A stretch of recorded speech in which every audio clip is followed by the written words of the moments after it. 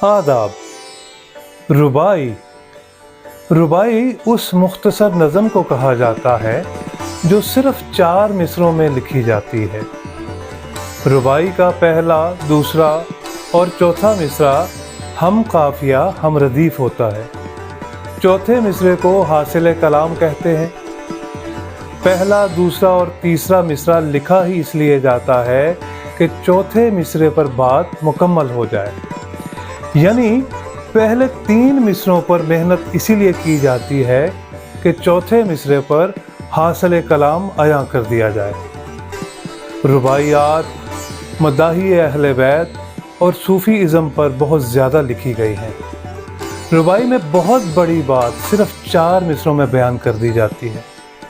वैसे रुबाई किसी भी मौजू पर लिखी जा सकती है, मगर ये हर दर्जे मुश्किल काम है और रुबाई एक ही बहर में लिखी जाती है। रुबाई तकरीबन तमाम बुज़ुर्ग शौरा ने लिखी हैं।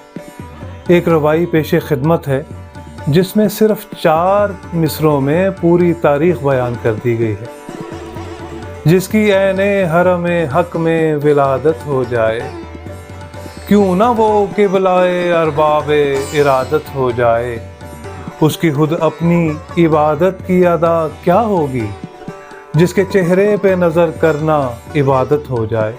जो हज़रात तारीख़ से वाक़फ़ियत रखते हैं वो इस हदीस पाक और ज़हूर मलूद काबा के वाक़े से बखूबी आशना होंगे।